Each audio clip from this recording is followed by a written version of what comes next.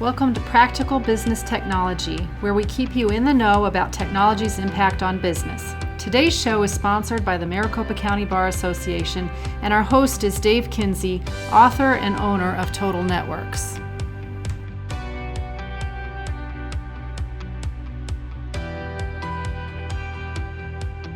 Hi, I'm Stephanie. And I'm Dave. And today we are going to be talking about ransomware. This is part 2 in a 4-part series. So if you didn't listen to part 1, you might want to go back and listen to that one. In part 1, we talked about the history of ransomware, how it came to be and its origins. Today, we're going to talk about how does ransomware work. And in future episodes, we'll talk about what things you can do to protect yourself.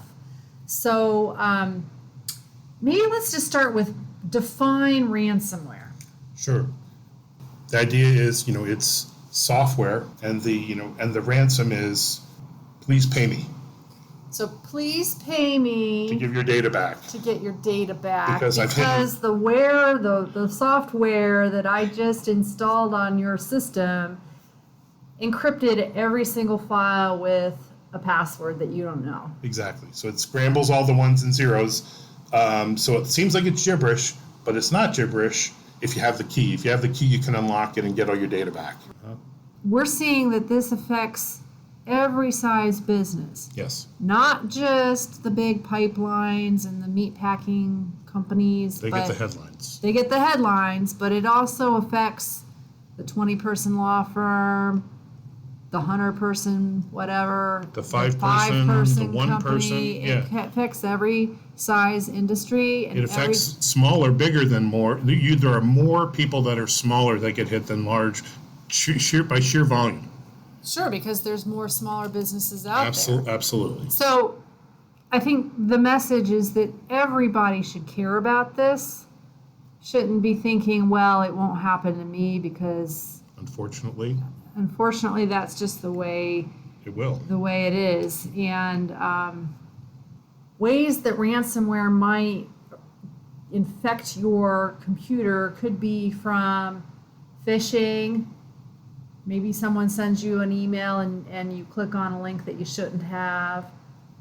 Or there might be a vulnerability in software. Maybe you don't have the current security patch installed.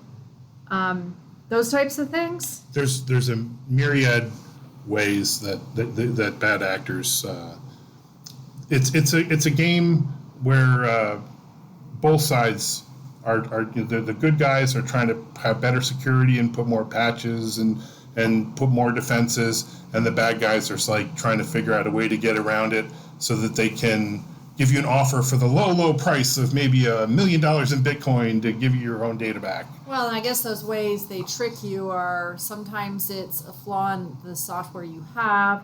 Sometimes they trick you into thinking there's someone they're not. Yeah, and maybe they'll give you up your credentials, your username and password. And this is why you want to have, say if you don't have multi-factor authentication and somebody tricks you into giving you their username and password, well, then they can be you. Right. So there's lots and lots of ways. We've talked about some of those in past podcasts, and I'm sure we're going to keep talking about them. We will talk about it in detail in the next podcast. Always a hot topic. Okay, so we don't know how, but they got into your system. Now what? Okay. Well, so it goes and scrambles all your data. And so it scrambles all your data on your local PC, we'll say, if it was something you clicked on. And then they do what's called lateral movement, which means they try to move to get access to everything that you might be able to get access to, like shared drives, maybe other PCs if you can log into them, things like that. Okay, when you say it scrambles all your data, does it scramble it all, like it just mushes it all together, or does it like encrypt each individual file? Generally, they're going to encrypt each file, but they may try to do things like disable your backups first. If they're really sinister and patient, they might do something like find a way to disable your backups for like a week and sit dormant and then come back and spring on you. Who knows? There's many ways they can go at it. Okay, but typically it would encrypt each individual file. But somehow there's a magical way that if you knew the one password, it might unlock all those files. Theoretically. If you paid the ransom, theoretically. Theoretically, and in practical matters, those ransomware, guys want to. They often do actually do. follow through on their promise. Yeah. Although we don't recommend that you ever negotiate with terrorists Do not or bad negotiate with guys. terrorists. Don't pay the ransom is our It's advice. bad. Yeah. Okay, so they've encrypted. What do you mean by encrypted? Well, let's say it's hidden, right? Where you have to be able to get you have to get the key to be able to get the data back. It's all scrambled. Okay. So you have a pop-up. Okay, from a practical standpoint, you'll have a pop-up message on your computer that will say, "Hi, we've hidden all your data. We're your local criminals here, and to get your data back, here's ways that you can contact us to get the key. Or here's ways you can pay us in Bitcoin." They may specifically demand. They may have a specific figure. They historically they've had just a specific figure. They'll tell you on the PC. As it's evolved, the criminals have gotten more sophisticated, where they're looking at trying to extract the most value, and they'll negotiate with you. They'll literally have some sort of negotiation sometimes. So it used to be you'd get this ransomware pop-up notice. It was like a red screen, I think, and it might have said, pay us $100 in Bitcoin. Well, we've talked about previously, like the gas pipeline, for example. It was millions of dollars that they asked for. Are you saying that pop-up screen doesn't say pay us 10 million Bitcoin? It just says contact us to negotiate the price? It may. Well, and I know you think about this here is how it's ridiculous. But yes, they may just give you a flat out demand, or it may be that they're trying to work out something here, and you go to what's called a dark web site to where they can communicate with you through the dark web. So the dark web is not. You're not launching Chrome. You're not going to Safari. Or Safari or Firefox or whatever. You're loading a very special browser, generally something called the Tor browser. And we don't advise the average person doing this. No. And the whole idea of this is all about anonymity and untraceability. So how do they stay anonymous?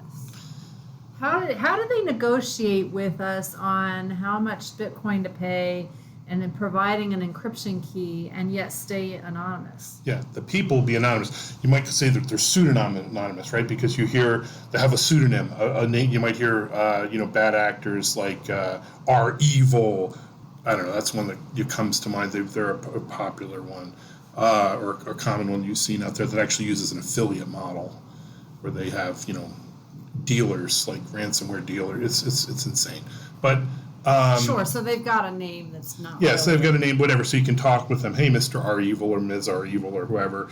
So is it that the dark web has a way for you to communicate without knowing who they are, where they are? Like I might not even know where they are. Correct. I mean, and really, that's where all this fundamentally goes back to, right? It comes to anonymity and untraceability, because if you could just simply trace people back to where they were, or trace the money. Yeah, not like the movies where they find the teenager in his bedroom and they track him by the IP address of the guy that hacked him. They can't do that these days. Yeah, well, so the idea is these guys are using sophisticated tools for anonymization, so they feel like they can act with impunity. So there's no way to trace the IP address where this came from. There's not a practical way to do it. No, I mean, when I say there's no way, never say never. But I'm just saying here, in terms of the way that the technology has evolved, with cryptocurrency and with using things like the Tor browser and the dark web, you can make it so that it is extremely difficult. Although I do know that there have been more focus. There has been more focus on this from like the FBI and our government than there used to be. So maybe they will start to try to catch. Yeah, and there's some ransom where they said they got part of the ransom back, and part of the, I remember with the pipeline, and part of me wonders, did they really were the criminals careless enough where they gave up some of the money because they were able to be traced, or did they do that to sort of take some of the heat off of this whole thing? It's like, look, it's not so untraceable, and they left some money behind. It's hard to know. All right, so they use the dark web as the platform to communicate. Correct. And then normally they ask for payment in cryptocurrency. Yep. Actually, pretty much always. And why is that? Because criminals don't take American Express or Visa or whatever. Because if you did, number one, you would be traced. Number two, those transactions are reversible, right? So that basically... Yeah, I could just call my bank and say, I didn't mean to charge $10 million on my credit card. Yeah, exactly. So when you wouldn't even have a credit so limit it's that high. some key features of cryptocurrency, right? It's the fact that you can be anonymous, and the fact that it can be irreversible. Reversibility is called fraud protection, right? So if you don't want fraud protection, if you're a criminal, you want to be able to do fraud. That's why you need a currency that you can do fraud. Well, and you can do that too with wires. Sure. Yeah. Well, wires can be traced more easily, right? I mean, but I guess that's true, but they're not reversible. Yeah. Well, I guess if they're more reversible than cryptocurrency, sure, right? Because it's a bank to bank kind of thing, and it depends on, okay, if you're in some foreign country, what kind of arrangement do they have with, say the person's being victimized in the U.S. and you have some other foreign country, what's the law enforcement relationship between the countries under extradition? I was getting a little sidetracked here because it's just a good reminder not to wire money unless you are 200% sure. Sure. But because it also has problems. Agreed. Okay, so but ransomware criminals aren't doing wire transfers because it's easier to transfer. So how do they do the encryption? Back to that. Is it just as simple as they figured out a program or a way to... Yeah, however they've gotten into the computer, and they're basically whatever they can have they've figured out how to get access to. They shouldn't have access, but they do because they've done their bad stuff, and now they're encrypting and hiding all the information. Ruins your day. It does ruin your day. It might ruin your business. Correct. So... yeah, and this is why you want to make sure you have all the defenses and your backup and stuff. And we'll talk about that in the future thing here. So, but basically, ransomware didn't exist. It wasn't really practical until cryptocurrency came. So now we have cryptocurrency, which is untraceable money, non-reversible. You have ways to do communication untraceable, and so. So is that pretty much why they don't generally get caught? Correct. I have yet to see significant criminal arrests even with this Colonial Pipeline thing where they quote unquote theoretically they got some of the money. That's not that impressive to me as if I see people going to jail. Okay, because then I know, okay, the bad guys really did get caught, and I've yet to see that. Yeah, you don't hear about these people getting arrested. Correct. And that's because they don't know who they are. Yeah, and so we have a bit of an epidemic here where you have these bad actors acting really with impunity. You have the insurance industry or cyber insurance industry paying ransoms, and so you've got people. There's a whole system now set up behind this here. So in the very last episode in the series, I talked more about policy. What could we do as a people, as a society, if we wanted to have governments try to get their act together to figure out how to do something against it? There are things that could be done, but it would take significant political will to do that. So is there anything else that you want to talk about as far as how ransomware works? I just want to make sure people understand that this is a business that is growing. It's evolving. Largely, a lot of the big ransomware stuff now is through what's called an affiliate model. Kind of like, when you think you have car dealers, like you have, the car manufacturers make the cars, and and then the dealers will, be the local people that sell and service the cars or whatnot. You have the same kind of concept with ransomware now, where you have bad actors that are maybe making the software, and then you have affiliates that are actually trying to implement this, trying to find the weaknesses, doing the social engineering, figuring out what Sally's password is, or to get Bob to click on something like that. So, yeah, this is a growing business, and it's a growing problem. So, and it's not going away, without some significant government and policy decisions and other stuff. And even there's limits to what even governments could do. Governments aren't really doing anything at all to contain it today. So we've talked about how ransomware gets into your system, encrypts all your files, how they ask for payment in cryptocurrency, how the way that cryptocurrency and the dark web works, it's very easy for the bad actors to stay anonymous and not be caught. So just a little bit more about how ransomware works and why this matters to you is, number one, it can cause a lot of disruption to your business. Even if you have really good backups, even if you have a good way of restoring, it still takes time, and it distracts you from whatever you were going to work on instead of recovering from that ransomware. Yeah, and the bad actors are also going to at least threaten you with a data breach.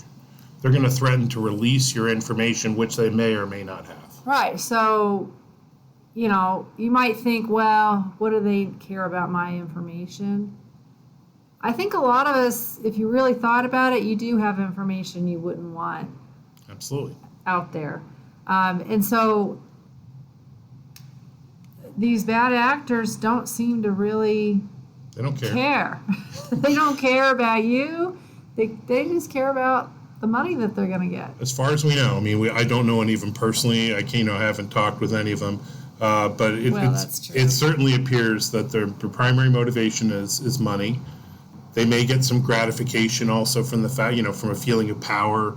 I don't know. There's certainly a element of anarchy that is, involved in all this, the whole anarchy type movement where people are like, government, you can't do anything to me, and you're irrelevant. It's not a recipe for this going away anytime soon.